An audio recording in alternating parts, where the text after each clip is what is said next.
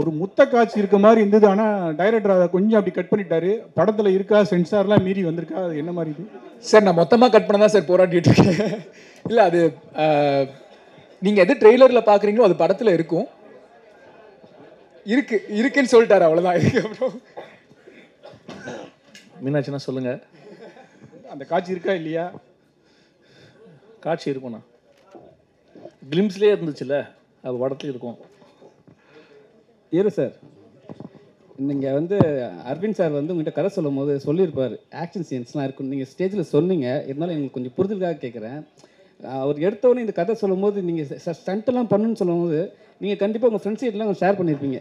இந்த ஆள்னடா நம்மளை வந்து ஸ்டண்ட்லாம் பண்ண சொல்கிறாருன்ட்டு சொல்லியிருக்கீங்களா இல்லையா? இல்லை என்னென்னா அப்போ என்ன நினச்சிங்க, உங்கள் ஃப்ரெண்ட்ஸ் என்ன சொன்னாங்க? நான் ஃப்ரெண்ட்ஸ் கிட்ட அவ்வளோ பேசலண்ணா, ஏன்னா அது சரியா இருக்காதுல்ல மற்றவங்க கிட்ட கதையை பற்றி சொன்னால். வீட்டில் போய் சொன்னேன், வீட்லேயும் ஒரு மாதிரி பார்த்தாங்க, ஸ்டண்ட் நீ பண்ண போகிற அப்படியான்னு கேட்டாங்க. பட் அவர் வச்ச நம்பிக்கை தான் நான் மோஸ்ட்டாக. அது வந்து எனக்கு தெரிஞ்ச ஒரு விஷயம், நம்ம ரொம்ப ப்ராக்டிஸ் பண்ணி டெடிக்கேட்டாக இருந்தால் கண்டிப்பாக நல்லா அவுட்புட் வருங்கிற நம்பிக்கை எனக்கு இருந்தது. நல்லா வந்திருக்குன்னு நம்புகிறேன், அவ்வளோதான். ஆனால் கண்டிப்பாக கேட்டாங்கண்ணா, நானே என்கிட்ட கேட்கும் போது மற்றவங்க கேட்க மாட்டாங்களா?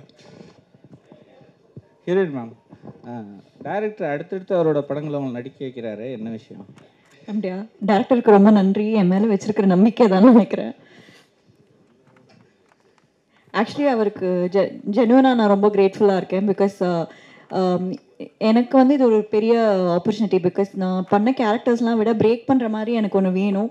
ஏன்னா எப்போவுமே வந்து நீங்கள் பார்த்தீங்கன்னா நல்ல கேரக்டர்ஸ் பட் எல்லாமே மொனாட்டனஸாக இருக்கும், ஒரே இதுவாக இருக்கும். எனக்கு அதை பிரேக் பண்ணணும்னு நான் வெயிட் பண்ணுற சமயத்தில் தான் இந்த கால் வந்துச்சு.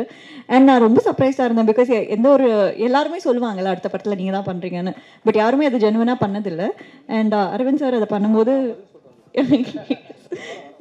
தோ ஒரு செகண்ட் அவர்கிட்ட கொடுத்துட்றேன். நீங்கள் என்ன குரல் எடுத்துக்கிறதால அது நடக்கிறது சரியா? சரி, ரொம்ப சிம்பிள். நிறைய பேர் வந்து இந்த ஸ்க்ரீன் ஸ்பேஸ் ரொம்ப கம்மியாக இருக்கும்போது அது என்னவாக இருந்தாலும் அவங்க நடிக்கிறதுக்கு வந்து ஒரு ஹெசிடேஷன் இருக்கும். பட் ஸ்மிருதி கிட்ட வந்து அது இல்லை. மொரோவர் வந்து அவங்க நல்லா பெர்ஃபார்மரு. இந்த கதைக்கு ஏன் அவளை நான் சூஸ் பண்ணேன்னா, அவங்க இதுக்கு முன்னாடி இந்த ரோல் பண்ணுறதுலேருந்து மட்டும்தான். இந்த கதையை பொறுத்த வரைக்கும் பேக் டு பேக் படம் இல்லை, 2 படம் தான் பண்ணியிருக்கேன். ஓகேங்களா? தேஜாவும் அது வந்து அருள்நிதி நடிச்சிருக்காரு. அருள்நிதி பேர் வேறு. இந்த படத்தில் தான் அவங்க ஹீரோயின். ஸோ இதுதான். அரவிந்த் சார் என்ன சார் மிரட்டுறீங்களா? அதாவது மிரட்டலங்க, எக்ஸ்பிளைன் பண்ணுறேன். ஸோ அதுதான். ஸோ தான் சொன்னேன், அவங்க இது நீங்கள் கண்டிப்பாக பார்த்துட்டு சொல்லுவீங்க. அவங்க டோட்டலாக வந்து ஒரு ரெஃப்ரெஷிங்காக இருக்கும் இந்த படத்தில். சார் ஹீரோயின் உங்களுக்கு அரவிந்த் சார் வந்து 2 இயர்ஸ்க்கு அப்புறம் வந்து கதை சொல்லியிருக்காரு, சரிங்களா? அப்போ அவர் சொன்ன உடனே கால் பண்ண உடனே உங்களுக்கு சந்தோஷமாக இருந்திருக்கும். ஆனால் முட்டை காட்சின்னு கண்டிப்பாக இன்ஃபார்ம் பண்ணியிருப்பாரு. அது நேரில் வாங்க உங்ககிட்ட ஒரு விஷயம் டிஸ்கஸ் பண்ணணும்னு சொன்னார். ஸோ படத்துலலாம் முடிச்சுட்டு அப்புறம் கடைசியில் இந்த மாதிரி ஒன்று இருக்கணும்னு நான் செம்ம ஷாக்கு, என்னையா கேட்குறீங்க இந்த ஒரு இது. And then actually we had a lot of, நான் அரவிந்த் சார் கிட்ட சொன்னேன் கண்டிப்பாக முடியாது. Then he told trust me, எதுவுமே தப்பாக தெரியாது, இந்த சீட் ஷாட் தான் தப்பாக தெரியாது, உங்களுக்கு எங்கேயாச்சும் தப்பாக இருந்துச்சு அந்த மாதிரினா நான் ரெஸ்பான்சிபிலிட்டி எடுத்துக்கிறேன்னு சொன்னார். இப்போ வரைக்கும் எங்கள் வீட்டில் பார்க்கல. ஸோ வீட்டில் பார்த்து தானே சொன்னேன், நான் ஃபஸ்ட்டு கால் அரவிந்த் சாருக்கு நான் பண்ண போகிறேன். அரவிந்த் சார், என் நண்பர் தான், நான் அரவிந்தன் கூப்பிட்றேன். அரவிந்த், நீங்கள் பெரிய ஃபஸ்ட்டு ஒரு படம் விட்டு கொடுத்துட்டீங்க. பெரிய படம் இட்டு கொடுத்தா, நல்ல படம் இட்டு கொடுத்தாவே ஒரு தலகணம் வந்துடும். ஆனால் நீங்கள் வந்து ஒரு படம் இட்டு கொடுத்துட்டு இந்த படமும் நல்லா எடுத்துக்கிருக்கீங்க. இருந்தாலும் ஸ்டேஜுக்கு பின்னாடி அவர் அசிஸ்டன்ட் டைரக்டர் மாதிரி போய் நிற்கிற மாதிரி காரணம் என்ன? இல்லைங்க, இது என்னோடய ப்ரொஃபஷன் மாறி இருக்குது, அவ்வளோதான். ப்ரொஃபஷன் மாறினதுனால நான் மாறணும்னு கண்டிப்பாக அவசியம் கிடையாது. நான் உங்கள் எல்லாரையுமே பார்த்துட்ருக்கேன், இன் பிட்வீன் பேசிகிட்டு இருக்கேன், எல்லாமே பண்ணிகிட்ருக்கேன். ஸோ நான் பேசிக்காக அங்கேருந்தாங்க இங்கே வந்திருக்கேன். அது எப்பயுமே எனக்கு அது இருந்துகிட்டு இருக்கும். எதை சொன்னேன், எத்தனை பொங்கலுக்கு வந்து நான் வந்து ஒரு ப்ரெஷ் ஷோ பார்த்துருப்பேன். இன்றைக்கி ஏன் ஒரு பொங்கலுக்கு என் படம் வருதுன்றது எனக்கு பெரிய ட்ரீம். ஏன்னா ஒரு ஃபெஸ்டிவல் ரிலீஸ்ன்றது ட்ரீமு. ப்ரொவைடட் நம்ம எத்தனை படம் இங்கே உட்காந்து பார்த்துருப்போம், கூட பயணிச்சிருப்பேன். அப்படின்னும் போது நமக்கு என்னதெல்லாம் ஒரு பதட்டம் இருக்கும்ல, ஐயோ இது கரெக்டாக நடந்துடணும் அப்படின்னு சொல்லிட்டு. ஸோ அதனால தான், மற்றபடி நான் தான் சொன்னேன், இப்படியே தான் இருப்பேன். இன்னும் ஒரு 10 படங்கள் போனாலும் இப்படி தான் இருப்பேன். கீதா மேம், இன்னைக்கு ஒட்டுமொத்த தமிழ் சினிமாவே உங்களை அம்மாவாக குத்தகைக்கு எடுத்திருக்கு. அதை பற்றி சொல்லுங்கள். அதை பற்றியா? சரி, ஏதோ பெர்ஃபார்ம் பண்ண முடியும் அப்படின்ற நம்பிக்கையில் சில எமோஷ்னல் சில விதமான கதாபாத்திரங்கள் என்னை தேடி வருது. ஸோ மகிழ்ச்சியாக இருக்குது. அதையும் தாண்டி நிறையா கேரக்டர் ரோல்ஸும் பண்ணிக்கிட்டு இருக்கேன். அங்கேயும் சிலதை நோட்டீஸ் பண்ணி கூப்பிட்றாங்க. ஸோ அதனால் கொஞ்சம் அந்த அம்மா அப்படிங்கிறதுலேருந்து ட்ராவல் பண்ணி ஐ திங்க் கேரக்டர் ரோல்ஸாகவும் நிற்பேன்னு நினைக்கிறேன் போக போக. ஸோ இதுலேயும் ஒரு அம்மா தான் பண்ணியிருக்கேன், ஆனால் கொஞ்சம் வித்தியாசமான அம்மா. ஹீரோக்கு ஒரு கேள்வி, கிருஷ்ணதாஸ் உங்கள் தாத்தா வந்து ஒரு டிஜிபியாக இருந்தவர். அவர் ஆசைப்பட்டதே வந்து அவரோட மகள்ங்க வந்து யாருன்னா ஒருத்தர் போலீஸ் டிபார்ட்மெண்ட்டில் இருக்கணும்னு ஆசைப்பட்டார். பட் உங்கள் மதர் வந்து நடிக்க போயிட்டாங்க. அதுக்கப்புறம் நீங்களும் நடிக்க வந்துட்டீங்க. உங்களுக்கு என்னைக்காவது இந்த போலீஸ் ஆகணும் அப்படின்னு ஒரு ஆசை இருந்திருக்கா? படிப்பு ஏறல சார் பெருசாக. நான் நினச்சாலுமே அதுவும் ஒத்துழைக்கணும்ல சார். பட் நான் கண்டிப்பாக நினச்சிருக்கேன் சார் ஆகணும்னு. அட்லீஸ்ட் ஆமாம், இந்த படத்தில் வந்து கிட்டத்தட்ட அந்த மாதிரி தான் நடிச்சிருக்கேன். ஸோ கொஞ்சம் பெருமையாக இருந்தது. But at the same time தப்பாக எதுவுமே பண்ணிடக்கூடாதுங்கிற ஒரு பயம் இருந்தது சார். பட் கண்டிப்பாக ஒரு சின்ன ஒரு சந்தோஷம் இருந்தது சார். ஏன்னா அவர் இருந்தது வந்து எம்ஜிஆரோட பீரியடில் ஒரு டிஜிபியாக இருந்து ஹி வாஸ் மோஸ்ட் பவர்ஃபுல். இந்தியாவில் சொல்ல போனால் பெஸ்ட் ஐபிஎஸ் ஆஃபீஸர்ஸில் ரெனோன்ட் ஐபிஎஸ் ஆஃபீஸர்ஸில் வந்து இவரோட பேர் இருந்துச்சு. அதனால் அப்படி ஒரு ஆசை இல்லையான்றது தான் என்னோட கேள்வியாக இருக்குது. இல்லை, ஆசை இருந்தது சார். தாண்டி திறமையும் ஒரு தேவையில்லை சார் அது பண்ணுறதுக்கு. ஸோ ஆசை இருந்தது. அது வந்து இந்த மாதிரி இடங்களை தான் அது பூர்த்தி பண்ண முடியும்னு நினைக்கிறேன் சார். தேங்க்யூ. ராஜ், உங்களோட நிஜ கேரக்டர் தான் அந்த படத்தில் கேரக்டரா? என்ன சார் இதுக்கு என்ன சார் பதில் சொல்ல முடியும்? இது படம், இது ஒரு கேரக்டர், அவ்வளோதான் சார். இது ஏற்கனவே இந்த மாதிரி ஒரு சாயல் 100 மாதிரி பண்ணியிருக்கேன். ஆனால் இது இன்னும் கொஞ்சம் டிஃப்ரெண்ட். ஏன்னா இந்த படத்தில் எல்லா கேரக்டரோட பெர்ஸ்பெக்டிவில் வேறு மாதிரி இருக்கும். அண்ட் இதில் நிறைய கிரே ஷேட்ஸ், பாசிட்டிவ்ஸ், நெகட்டிவ்ஸ் இருக்குது. கொஞ்சம் சேலஞ்சிங்காக இருந்தது. இது ஒரு genre shifting film. So romantic த்ரில்லர்னு சொல்லலாம். ஸோ ஆமாம், கண்டிப்பாக நீங்கள் கேட்ட பதிலுக்கு கண்டிப்பாக இல்லை சார், அந்த மாதிரி சொல்லுங்கள். ராஜ், நீங்கள் தொடர்ந்து இதே மாதிரி ஒரு கேரக்டர் வரையாக பண்ணியிருக்கீங்க. அஜித் சார் கூட அதே மாதிரி தான் தம்பியாக பண்ணியிருக்கீங்க. இப்போ அஜித் சார் படமும் ரிலீஸ் ஆகலை, அதே டைமில் உங்கள் படமும் ரிலீஸ் ஆகுது. ஸோ இது இப்போ எப்படி பார்க்குறீங்க அதை? சார், நான் தொடர்ந்து இந்த மாதிரி பண்ணிகிட்ருக்கேன். ஆனால் ஒரு லாஸ்ட் 1 year 1.5 years வேறு டிஃப்ரெண்ட் ஆப்பர்ச்சுனிட்டிஸ் வருது சார். கொஞ்சம் பாசிட்டிவ் கேரக்டர்ஸ், லீட்ஸாக அந்த மாதிரிலாம் பண்ணிகிட்ருக்கேன். இதுக்கு முன்னாடி வந்துட்டு நீங்கள் கேட்ட மாதிரி கொஞ்சம் இன்டென்ஸாக, கொஞ்சம் நெகட்டிவ், கிரே ஷேட் அந்த மாதிரி தான் நான் பண்ணிகிட்டு இருந்தேன். இந்த படத்துலையும் அந்த மாதிரி ஒரு கேரக்டர் தான்.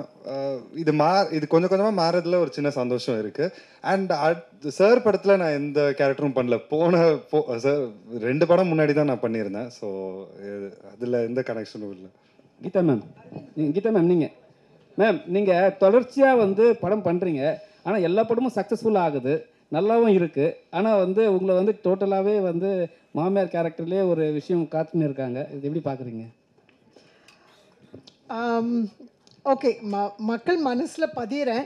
ஸோ அந்த அந்த நிறைய பேர் வந்து அவங்க வீட்டு நடுக்கூடத்தில் என்னை வச்சு பார்க்குறாங்க. இன்ஃபேக்ட் ஒரு ஸ்டார்னு ஒரு படம் வந்த பிறகு ஒரு 10 பேர் எனக்கு ஃபோட்டோஸ் அனுப்பிச்சிருக்காங்க. அவங்க சின்ன வயசில் அவங்களும் அவங்க அம்மாவும் இருந்த மாதிரி அப்படியே இருக்கீங்க. நிச்சயமாக அந்த 10 பேரும் வேறு மாதிரி தான் இருக்காங்க. எனக்கு அது ரொம்ப ஆச்சரியமாக இருந்துச்சு. ஸோ அதனால் இப்போ அவங்களில் ஒருத்தராக பார்க்குறாங்கன்ற இதிலேருந்து நான் சொன்ன மாதிரி நிறைய கேரக்டர் ரோல்ஸ், வித்தியாசமான ரோல்ஸ், வில்லத்தனமான ரோல்ஸ், இப்பயே சொன்னால் சஸ்பென்ஸ் ஃபீல் ஆகிடும். இவருடைய படத்துலேயே நல்ல த்ரில்லரில் ரொம்ப இன்ட்ரெஸ்டிங் ரோல்ஸ்லாம் பண்ணணும்னு ஆசை இருக்குது. ஐ திங்க் அது நடந்துக்கிட்டு இருக்கு ஆக்சுவலாக. அரவிந்த், தர்புகா சிவா வந்து ஒரு யூனிக்கான ஒரு மியூசிக் டைரக்டரு. ஸோ எந்த ஒரு ப்ரொமோஷனுக்கு அவர் வராதுக்கு காரணம் என்ன? இல்லை, ஆக்சுவலி அவருக்கு வரக்கூடாது, அவாய்ட் பண்ணணுன்ற ஒரு இன்டென்ஷன் இல்லை. அவர் ஆக்சுவலி பயங்கர ப்ரீ ஆக்குப்பைடாக இருக்கார்.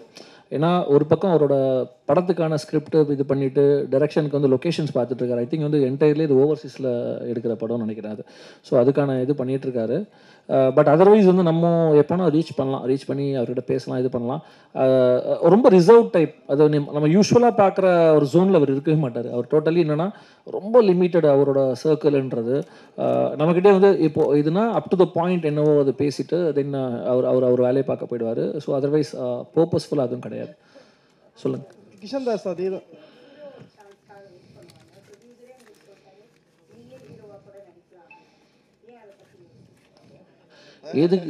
எதுக்கு அதாவது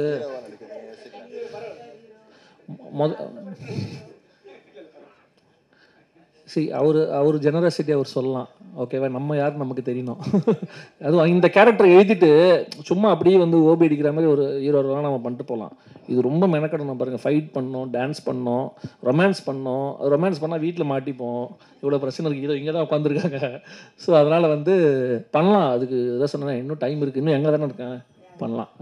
ராஜா ஐப்பா சார், அஜித் சார் கூட நடித்த பிறகு உப்புக்குளிக்காரன் இந்த படங்கள், இந்த படங்களை பற்றி அவர்கிட்ட பேசினீங்களா? அவர் ஏதாவது உங்கள் டிப்ஸ், அட்வைஸ் ஏதாவது பண்ணாரோ, வாழ்த்து சொன்னார்? Definitely sir. நிறைய எப்போவுமே அவரோட பிளெஸிங்ஸ் அண்ட் விஷஸ் எனக்கு இருந்திருக்கு. நான் கடைசியாக பேசினது வந்துட்டு பட்டத்தரசன் ரன் பேபி டைமில் படம் ரீதியாக நான் பேசினேன், இந்த மாதிரி இது பண்ணுறேன் அப்படின்னு அப்போ விஷ் பண்ணார். அதுக்கப்புறம் சில தருணங்களில் நான் அப்பப்போ விஷ் பண்ணியிருக்கேன் சார், விஷ் பண்ணியிருக்காங்க, அந்த மாதிரி இருந்திருக்கு. அரவிந்த் சார், உங்களுக்கு அரவிந்த் சார், இப்போ ஃபஸ்ட்லாம் நீங்கள் வந்து பத்திரிக்கையாளர் அரவிந்த், சரிங்களா? அதுக்கப்புறம் வந்து தேஜாவு அரவிந்த் போட்டிருந்தீங்க. இப்போ என்னென்னா, இப்போ ஒரு டைரக்ட் பண்ணிட்டோம், படம் சக்ஸஸ் பண்ணியாச்சு. அப்படி இருந்தால் கூட ஒரு படத்தோட பேரை சொல்லி தான் நம்ம டைரக்ஷன் சொல்ல முடியணுமா? இல்லை, அப்படி கிடையாது. இப்போ என்னென்னா, இப்போ இந்த படத்தை பார்த்தீங்கன்னா ரொம்ப சின்ன படம், ஓகேங்களா? அதாவது இப்போ நம்ம இந்த டேர்ம்ஸில் பேசுகிறோம். அப்போது இந்த படத்துக்கு வந்து தயாரிப்பாளருக்கு வந்து இதை நீங்கள் வந்து மக்கள்கிட்ட எடுத்து போய் சேர்கிறதுக்கு ஒரு விஷயம் தேவைப்படுது. நம்மளே பார்க்குறோம், ஒரு படத்துக்கு வந்து 300 படங்கள் வருது. எத்தனை அரவிந்த் இருக்காங்கன்னு எனக்கே தெரியாது இயக்குனராக. அப்படி இருக்கும்போது இந்த அரவிந்த் அப்படின்றத வந்து நான் எப்படி அடையாளப்படுத்திக்க முடியும்னா, என்னோட முதல் விசிட்டிங் கார்டாக இருந்திருக்கிறது வந்து தேஜாவு தான். ஓகே, அப்போ தேஜாவு படத்தோட இயக்குனரோட அடுத்த படம் அப்படின்ற ஒரு ஐடென்டிட்டி தான் போட்டிருக்கேன். தவிர என்னோட இலக்குமே எப்படி இருக்குன்னா, இது எதுவுமே சொல்லாமல் என் பேர் சொல்லும்போது படங்களோட அடையாளமே இல்லாமல் நான் யாருன்னு தனித்துவமாக தெரியணும். அதை நோக்கி தான் என் பயணம் இருக்குது. ஸோ அதை நோக்கி தான் போயிட்டுருக்கேன். அப்போ பார்ப்போம், இது தருணமே அதை ஃபுல்ஃபில் பண்ணிச்சுன்னா அடுத்த படத்துலேருந்து அது போட மாட்டேன்.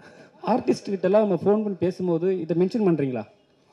இல்லை, இது எப்படின்னா, நம்ம இப்போ இன்ட்ரடியூஸ் பண்ணுறோம்ல. இப்போ உதாரணத்துக்கு நான் பத்திரிகையாளராக இருந்திருக்கேன். அப்போ பத்திரிகையாளராக இருக்கும்போது ஒரு பிஆர்ஓக்கிட்டையோ ஒரு இன்டர்வியூக்கோ நம்ம ஆர்டிஸ்ட்டை பேசும்போது எந்த மீடியாலேருந்து நம்ம பேசுகிறோன்றது நம்மளை அறிமுகப்படுத்திக்கிற மாதிரி, நான் இயக்குனர் அரவிந்த் அப்படின்னா வந்து அவங்க யோசிப்பாங்க டக்குன்னு. நான் தேஜாவு படம் இயக்குனர் அரவிந்த் அப்படின்னா ஓகே இவருன்றது பேசுறதுனால. ஸோ கண்டிப்பாக அதை சொன்னேன். எனக்கு வந்து இது வரைக்கும் இந்த படத்து வரைக்கும் தேஜாவு இதுவாக இருந்திருக்கு. இப்போ இதுக்கப்புறம் ரெஃபரன்ஸ் சொல்லும்போது வந்து தேஜாவு தருணம் படத்தோட இயக்குனர்னு நம்ம இன்ட்ரடியூஸ் பண்ணிப்போம், அவ்வளோதான். கிஷன் சார், உங்கள் அம்மா வந்து அவ்வளோ பெரிய சீரியலில் வந்து அவ்வளோ பெரிய சக்ஸஸ் பண்ண பெரிய நடிகை, அவ்வளோ ரீச். இந்த படம்லாம் பார்த்துட்டு என்ன சொன்னாங்க? அவங்க வந்து ஃபைனல் கட் இன்னும் பார்க்கல. ஸோ அவங்கள வந்து இந்த படம் ரிலீஸ் ஆச்சுன்னா எல்லாரோட தான் நான் கூட்டு போய் பார்க்க வைப்பேன். அதுக்கு முன்னாடி இருக்கிற ப்ராசஸ்லாம் பெருசாக இன்வால்வ் வைக்க மாட்டாங்க. பட் அவங்களுக்கும் கொஞ்சம் பெருமையாக இருக்கும். பெருசாக சொல்லிக்க மாட்டாங்க, நாங்கள் அதை பற்றி பேச மாட்டோம். பட் அவங்க சந்தோஷமாக இருப்பாங்கன்னு கண்டிப்பாக தெரியும், அந்த மாதிரி ஒரு ஸ்பேஸில்.